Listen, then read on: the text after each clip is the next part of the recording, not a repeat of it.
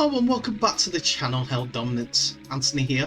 Please remember to like and subscribe and also click that notification bell if you're enjoying what you see and want to see more. Coming up, my review of the NRL. Oh dear, sorry about this. You're fired. Now where was I? Oh yes, that's it. Round 19 of the NRL and the results and my review of the entire game series. We're going to have a look at Parramatta Eels versus Canberra Raiders. This was going to be played at the Cbus Super Stadium as part of the COVID relief issues. Parramatta made an immediate return to winning ways as they produced a strong performance to see off Gold Coast Titans last week, and that is now 4 wins in their last 5 games. The Eels were able to overcome the loss of halfback Mitchell Moses before the game, and he will be once again missing. Head coach Brad Arthur can at least call upon prop Junior Paulo after being rested for last week's game. Canberra produced their second impressive performance in succession to enhance their chances of making it to the top 8 thanks to overcoming one of the teams they need to overhaul in Cronulla Sharks. However, the success came at a cost, and despite winning back-to-back matches for the second time this season, the Raiders will find it difficult to make it 3 victories in a row after losing Xavier Savage and Jack Whiten to injury. So we're heading to the first half, and something happened that has not happened for a couple of years in the NRL. And that is a 0-0 half-time score. Parramatta had the best of the ball, but Canberra Raiders' defence turned up for once, and they kept Parramatta at bay. Everyone was throwing tackles in, so much so that unfortunately they lost Josh Papali'i for a HIA after he came on from the bench. He'd been on about 5-10 minutes and threw in some good tackles with Starling, Siasoyola, and the bench was putting up a manful display. The only other downside about the half is that Canberra again seemed to have lost Ryan Sutton for the game for a sternum injury. We'll know more a little bit further on, but at this point there's no inkling of him coming back for the rest of the game. So the second half started with the way that it ended in the first half, with the Raiders coming into the game and defences being on top. But that changed on the 46th minute as Canberra went in for the first try of the game. A right-hand run from Sam Williams in the 20 metres of the Parramatta Eels found Hawera Nara on his outside right, running onto the ball and going through a gap to score 10 metres out, which he celebrated with a twerk. Yes, it was a bit daft, but it's all for the Mossy Masoi Foundation Fund as part of the NRL's Try July, sponsored by Sportsbet in Australia, which donates $5,000 per try celebration to the Mossy Masoi Foundation Fund. Jared Croker converts the try to give Raiders the lead. Raiders are in again 8 minutes later. After a captain's challenge, the bunker gave a penalty for a 2-man strip on Croker in his own 30-metre line, which Canberra uses that set to march downfield. On the right-hand side, after Chris left a couple of Eels defenders on the ground as they were attempting a tackle on him, Jordan Rapana gets the ball from half-back and scoops in the gap to score the second try of the game. Jared Croker adds that to make the game 12-0 to the Raiders. But straight away from the kickoff, after a complete set by the Canberra Raiders, they reach the kick and kick it downfield, which is fielded by Ferguson on his first game back after playing a few games out of the NRL. He fields it on his own 20-metre line, about 20 to 25 metres out to be honest, and the defence is coming at him. And despite that defence, and despite him a fumble trying to field that kick, he is able to drive his way through 3 Canberra defenders to run up the right-hand wing. He reaches to about the 35-metre line of Canberra, and he kicks the ball towards the goal area of the Canberra Raiders, just a little bit inside, because he had Dylan Brown just on his left inside, who had the pace enough to beat 2 Canberra Raiders defenders to score. As again, 10 metres in from the touchline, which Gutherson kicks to add 2 more. Scores at 12-6 at this point, and throughout this game, Tarpenny has stood up for his injured comrades, and Starling and Hudson have been tackling in pairs, acting like both players are twice the size that they are for Canberra.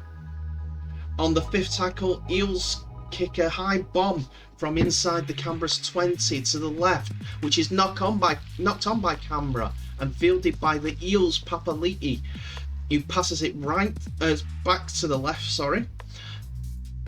with Blake passing it on to Sivo, who scores right in the corner, with the bunker confirming. Gutherson missed the kick, unfortunately, but it made it 12-10 to Canberra.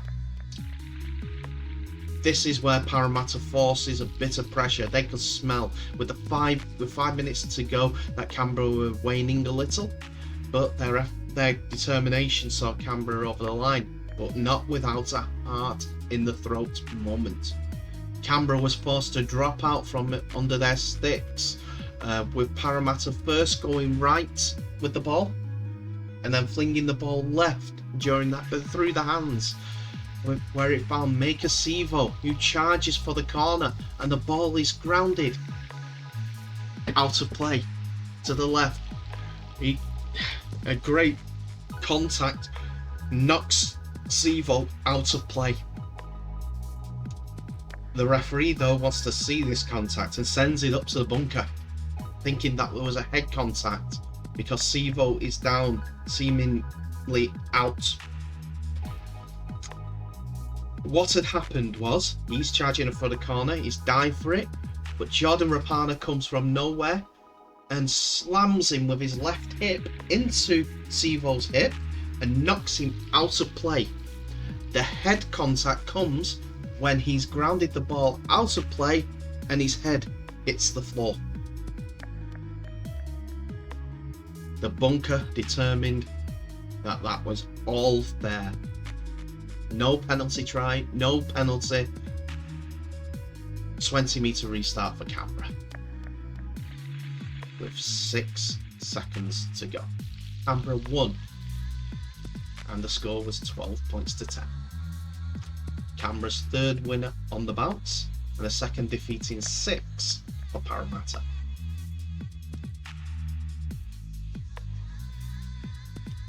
So the first game that is played on Friday, the 22nd of July, is between the Roosters and the Newcastle Knights. This is played at the Sunshine Coast Stadium, Cowan Waters, Queensland, and this is the first time that they've played an NRL game there for quite some time. And it could be a game that's dominated by 2 Englishmen. Sam Walker for the Roosters has been in very, very good form for the Roosters, but they battered and bruised the Roosters with so many injuries piling up, but they keep turning out results like last week's win. The Knights, though, are coming off a heavy loss, with Dominic Young scoring 2 in the last 3, but one was more or less a consolation against the Storm. Kalen Ponga could be at the fore. We just don't know which Knights will turn up. But if we catch them on a good day, it could give Roosters a run for their money.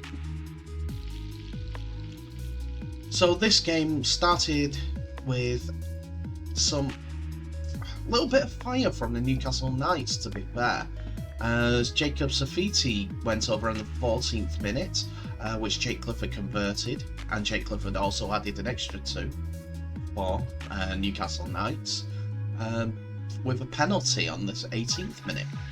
But that was the end of the scoring for the Newcastle Knights, as from the 31st minute on, it was all the Sydney City Roosters. Sitili Topanoa scored a try on the 31st minute, which was followed up by Joseph Manu on the 36th minute. James Tedesco hit his first conversion of the night, converting Joseph Manu's try.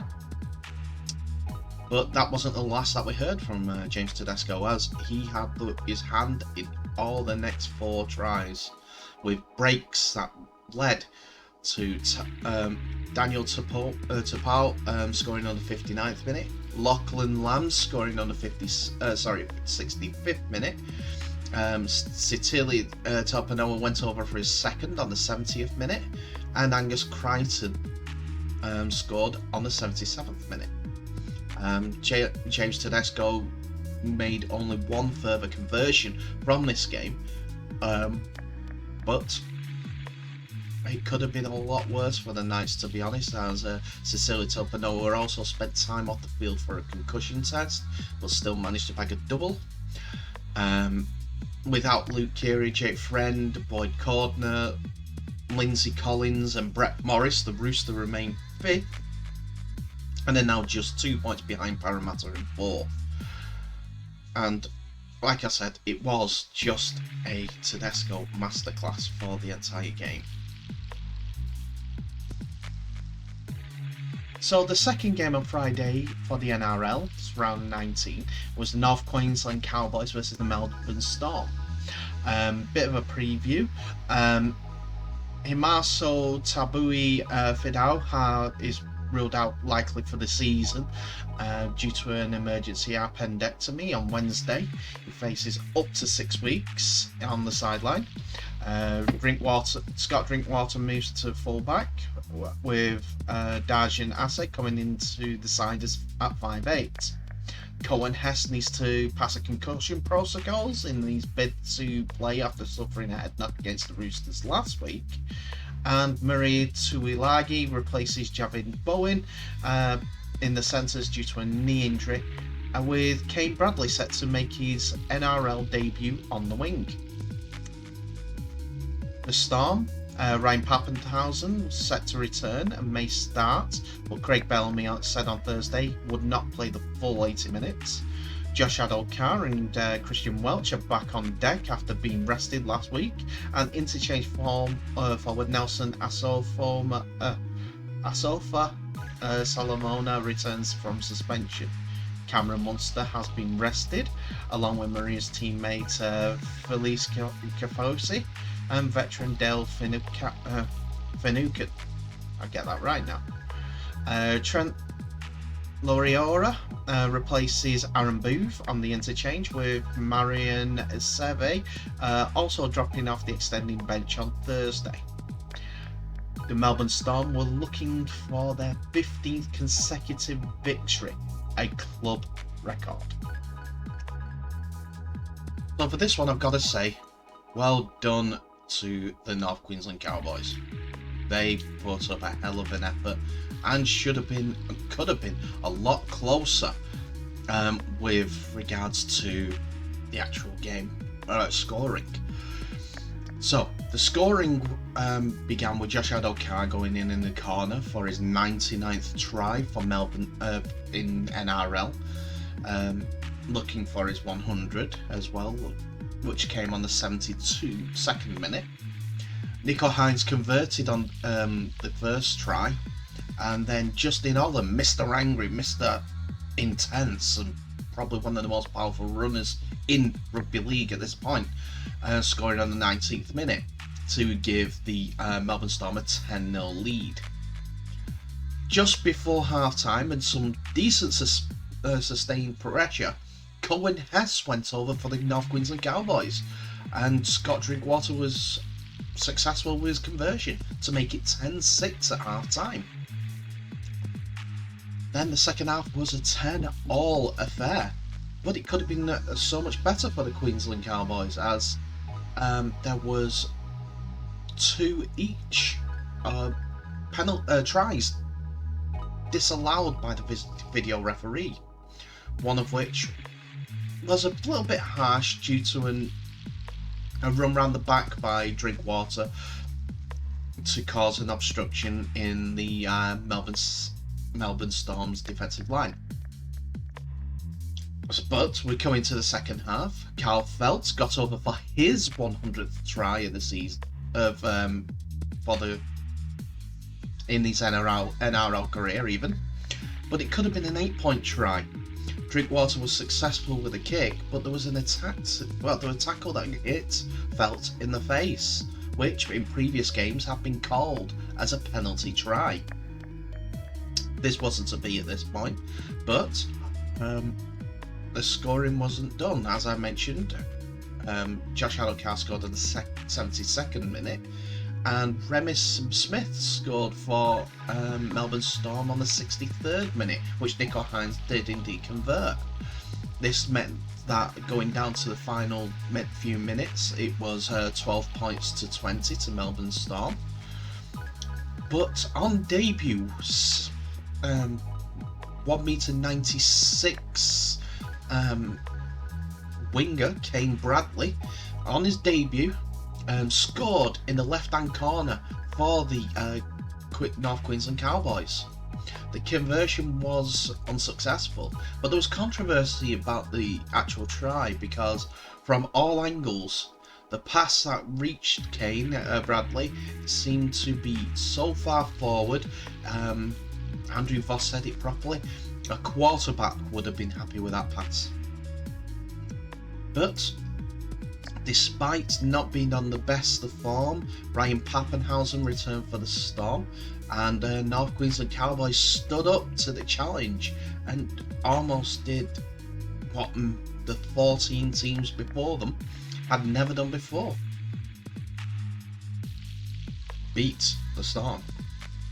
But anyway, as I mentioned, Storm 14, now 15 wins, which is an NRL equaling record for the Storm, but this is the first time that they did it, 15 wins in a season, an actual regular season.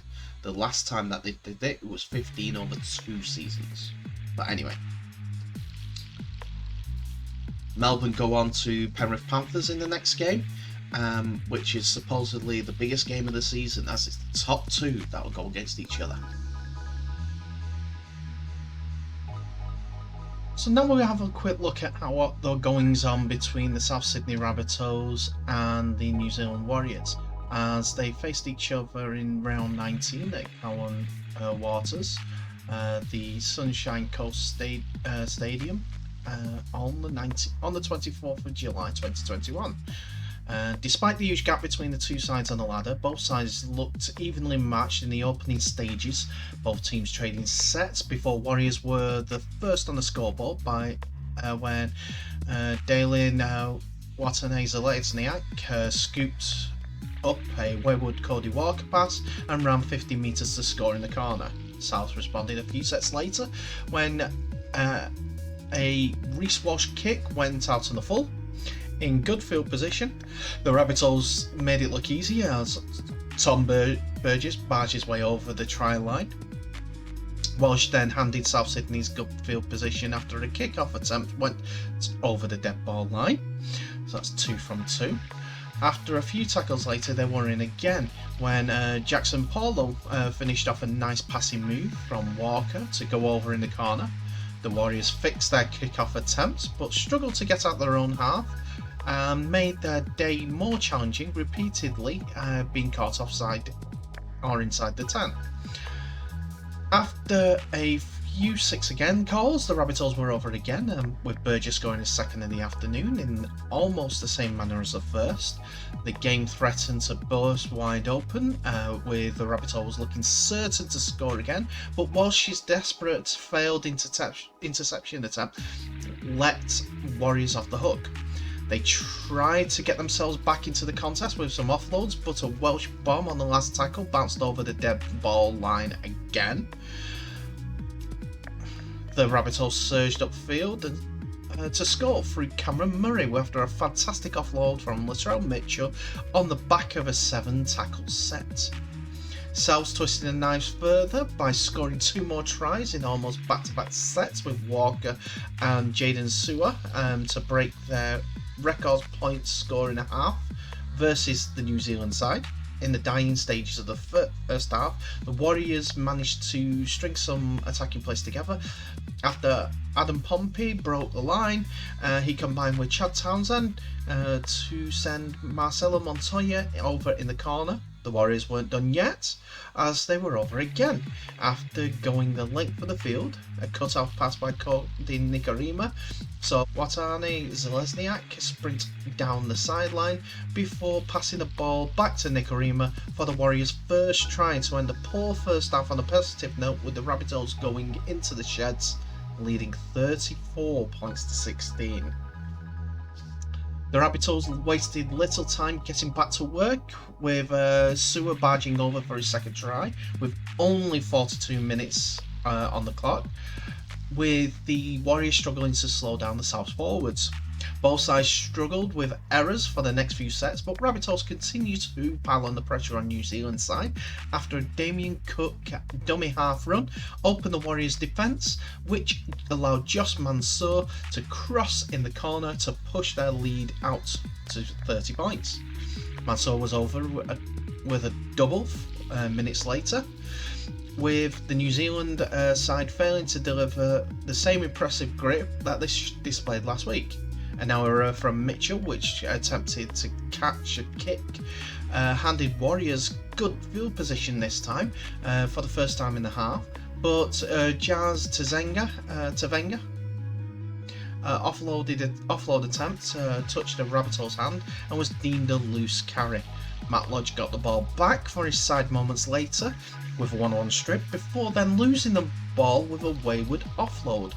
The Warriors managed to hold the Rabbitohs out and show a glimpse of how dangerous they can be with the ball in hand, when Walsh scored from a Townsend chip kick even. That was the last shot the New Zealand side fired, as South took the control and ended the match with 2 tries with relative ease by Keon Kolamatangi and Mitchell, who handed the Warriors the biggest defeat of the 2021 season and keep themselves in the discussion for Premiership contenders. Adam Reynolds finished the night with 7 conversions, with 3 made by Walsh from his 4 attempts.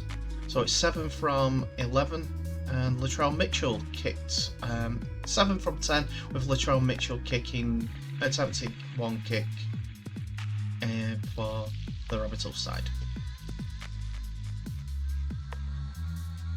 So the next game we're going to look into is the Manly Sea Eagles versus the West Tigers, which is being held at the Suncorp Stadium in Brisbane. Manly will look to cement their spot as a top 4 team, and we're looking to do that with the Trebojevic brothers being called into the squad, and this making the Manly Sea Eagles look like their strongest team on paper. It was being put out for this one game. Dalish Evans was heavily involved with the ball, putting through a smart rubber kick to gain a repeat set, having a hand in the first try that was scored in the 5th minute. Centre Morgan Harper gained possession after the ball was shifted to the right edge and squeezed past 2 defenders to score. Winger Ruben Garrick failed to convert. Tigers levelled the scoring 5 minutes later through winger Ken Muimalo after a breaking play from hooker Jacob Liddle. 5'8" Adam Dewey conversion attempt was successful, giving the Wests a 6-4 lead. Manly did well to keep the Tigers in their own territory, pushing up out of the line in defence and chasing hard on kick moments earlier to hold them into their 40-metre lines. Despite optimal field position, the Seagulls were still unable to reply as they looked to regain the lead. With 21 minutes gone, Manly scored a stunning try through hooker Lachlan Goroka, winger Jason Saab latched onto a Daly Cherry Evans bomb and ran a few metres before offloading to back lower Hoemalo Ola Katoa, who quickly found Croker. Crafty dumber half got the ball and ran from the inside the 10 to score, and Garrick made the conversion to bring up the scores to 10 points to 8 and taking his personal tally to 200 for the season. The Tigers bounced back to regain the lead after Duehi got just getting over the line in the 27th minute after backing up his half partner Lewis Brooks. The try scorer converted his own try for a 12-10 lead. Off the back of a Manly error, the Tigers looked certain to score again to extend the lead, only to be stopped the metres from the line from a last-ditch effort from Cherry Evans and Dom Trbojevic. The referee called a penalty for the incident earlier in the set, which saw Josh Aloia placed on report for a dangerous tackle. After 4 repeat sets inside Manly's 20, the Tigers looked to have had their third try but were again denied, this time for a combination of 5'8" Kieran Foran and Tom Trbojevic again. With 4 minutes to go in the half, Daly Cherry Evans scored under the post after backing up second row Josh Schuster. Schuster charged in his line. Changed his line with some impressive footwork and was in the clear before finding Cherry Evans, who was perfectly timed pass to beat the fullback. Garrick was successful with the conversion attempt, bringing the scores to 16-12. A matter of minutes later, Seagulls made their way up the field to score again, with Harper grabbing his second. Trbojevic made a break down the left-hand side and passed it to Brad Parker, who made the safe choice to drop and stay in the field. With a big overlap, the ball was shifted from one side of the field to the other, ending with Harper, who stepped hard off his right foot to beat the defenders and go in to score. Garrick's conversion attempt this time was unsuccessful, but left the scores 20 points to 12 in Manly's favour going into half time.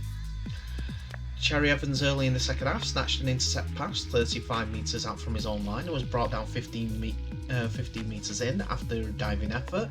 Moments later, the ball shifted left and found Trbojevic, who dived over for the first try 5 minutes into the second half, and Garrick was successful with the kick attempt this time.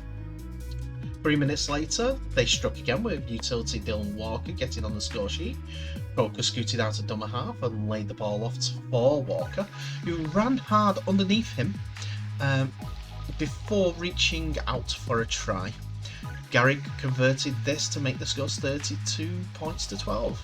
The Tigers pounced and looked to get themselves back in the game through hooker Jacob Liddle, who scooped the ball up at damn it half before diving over the line in the 54th minute. Dewey converted to make it 32-18. Walker was unfortunately forced off the field with a HIA after a friendly fire tackle. Harper scored his third try in the 64th minute though, marking his first career hat-trick. Daly Cherry Evans was on hand in the try and another try assist, holding the ball up well before hitting Parker with a flat ball at the line. Garrick converted next to the post to extend the lead to 38 points to 18. 3 minutes later, the floodgates appeared to open as Cherry Evans found his way through the defence, steps off his right foot, running at a fatigued defender to crash over to score his second try in the game. Garrick converted to make the scores closer to 50, as the score is 44 points to 18. Mooley Marlowe scored his second try for the Tigers in the 71st minute, with Dewey successful from the sideline to make the score 44-24. And that's how the scores the scores ended at 44 points to 24 for this game. As I said, it was the best team that Manly could put out, who were facing the West Tigers, who was still transitioning, shall we say. And they still need a few more additions to make Maguire's side any better. So this is the game that saw Penrith doing something weird.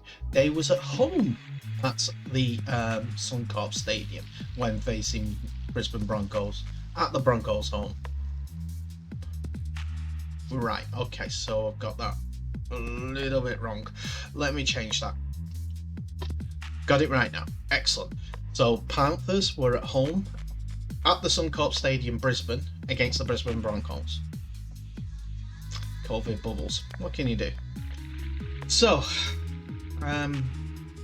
Penrith, who are top of the table at this point, were looking to become minor premiers with a win against the Brisbane Broncos, and they duly did so with an 18 points to 12 win at Suncorp.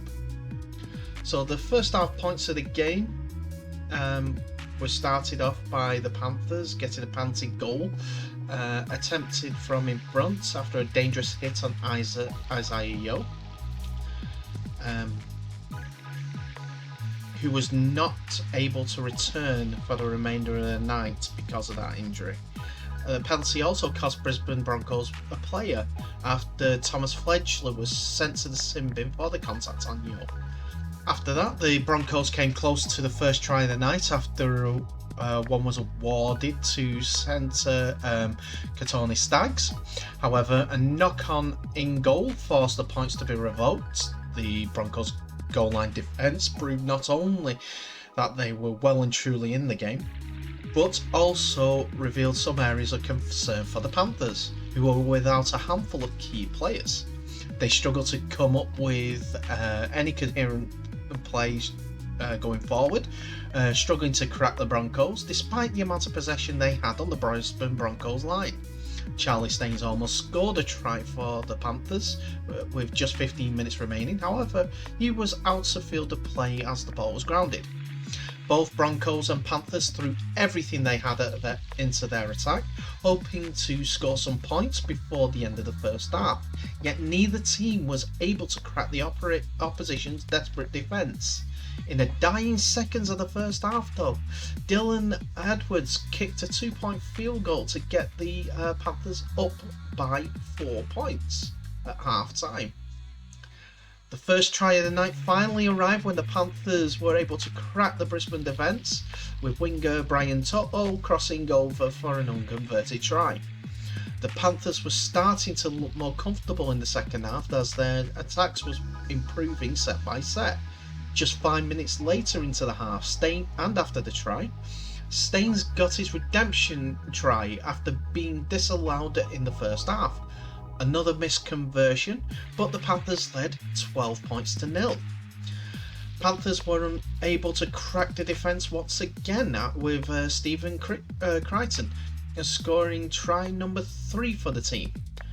The Broncos were showing signs of cracking under the sudden pressure from Penrith, but Brisbane almost found themselves scoring their first try of the night. However, a forward pass was denied them from the opportunity to put the points on the board. The Broncos put up a great fight against the Penrith defence and finally found themselves crossing the line for their first points. Despite time running out and still being 2 converted tries behind, Broncos found themselves back into the contest, looking prepared for the challenge. A try by Hetherington was kicked by Jermaine Isako as well. Both teams began to show signs of desperation to defend their lead, and Broncos scored as many points as possible, and the Broncos to score as many points as possible with time remaining. Brisbane's Ethan Bueller narrowed the margin by 6 points, running straight through the Penrith defensive line to crossing for their second try of the night. Despite the best efforts of the Broncos, the Panthers just held up in the final minutes, winning by 6 points, 18 points to 12. Jermaine Isako converted both kicks, and also Dylan Edwards knocked over a 2-point field goal just before half time. It wasn't a penalty goal, it was a 2-point field goal, with Christian kicking over one and Matt Burton kicking over for Stephen Crichton's try. And that gave the victory the Penrith Panthers. So congratulations to them. I'll be looking forward to their game against the Melbourne Storm next week, because that will be a humdinger. The St George Illawarra were taking on the Gold Coast Titans. Again, the Dragons were at home, even though the game was played at Cbus Stadium. Now, they started off the bench their $1.2 million star, David Fifita, which was a change to, well, obviously a shock to everyone that had been watching the Titans and expecting their star player to be playing from the start in every single game. And the back row forward was not only introduced on the 23rd minute, he was playing on the right edge rather than the left edge, which he had been playing throughout the entire season. Now, it was a good move, to be fair, and Justin Holbrook's side were the benefits of such a good move, as they beat the St George Illawarra Dragons 32 points to 10. It all started off with Jared Wallace scoring on the 12th minute, with Toby Sexton converting for the score being 6-0. Ben Hunt responded for the St John's Illawarra Dragons, just called Dragons from now on, with Jack Bird converting the try. And then it was the David Fifita effect, as on the 33rd minute he went over on the right edge, slamming down in the corner for the Titans to extend their lead to 10 points to 6. Sexton converted that try and pushed it out to 12-12. Fifita had a major role in the next try as well, with Greg Marzio scoring in the 44th minute. Fifita's offloading the tackle was the highlight of the game, and it's helped push the Gold Coast Titans, with a conversion from Sexton, to 18 points to 10.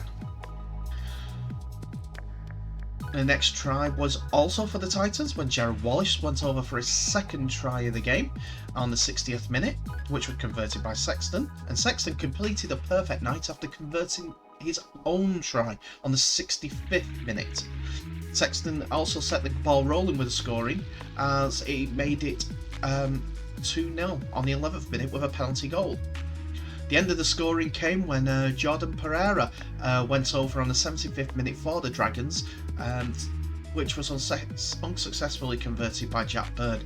But again, it's another result since Barbecue Gate that caused the Dragons to slip away to another defeat. So this is the second game and the final game of the round 19 that I'm going to review, as there is more games after this Sunday, and it's the Bulldogs versus the Sharks as part of the doubleheader of the Cbus Super Stadium in Gold Coast. Sione Katoa opened the scoring for the Sharks on the 10th minute, with Braden Trindle's converting, and he also converted Ronaldo Mulitalo's try on the 15th minute to make the scores 12-0. Luke Thompson for the Bulldogs responded on the 21st minute with a barnstorming run, breaking the line to score just left of the posts. Jay Carvarillo converted that try, and then it was back to the Sharks, with William Kennedy scoring on the 32nd minute. That was converted. This after Braden Trindle converted a penalty to push the scores out to 20 points to 6 in the Sharks' favour. In the process of CLC for Talaki's try on the 35th minute for the Sharks, as first receiver, Sean Johnson pulled up with a hamstring strain, which ruled him out for the rest of the game, unfortunately. But it didn't have too much of an effect in the way that the Sharks went about the business. Saying that though, even though the Talakai's try was converted by Braden Trindle, the Bulldogs hit back with 2 tries just after half time. with Nick Meaney on the 42nd minute and Dylan Napper going over on the 44th minute, which were duly converted by Alvarillo. You thought that Toby Rudolph's try on the 54th minute was enough to quell the Bulldogs in some sort, as well with the Trindle conversion. But Jake Alvarillo, working off a great break from about 40 yards out from Luke Thompson, a couple of side steps and a sprint to go past the fullback, for Alvarillo to score just right to the posts. Alvarillo scored the resulting conversion to push this Bulldog score to 24, but it all came back to Connor Tracy, who scored on the 72nd minute with a conversion from Trindle, and then Trindle finished the scoring off with a penalty on the 73rd minute to end the game at 44 points to 24 to the Sharks going into the playoffs. It's unfortunate that they lost Sean Johnson, and we're looking at how far it may take into the playoffs before Sean Johnson gets involved, but the Sharks are still a well-oiled machine, and this win again proves that even that three-quarter pace, which they basically were through the game, was good enough to beat the Bulldogs.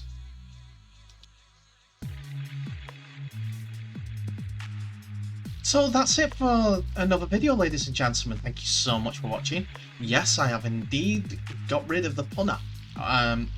He's been sacked, but I'll probably rehire him in the next few days, so don't worry about that too much.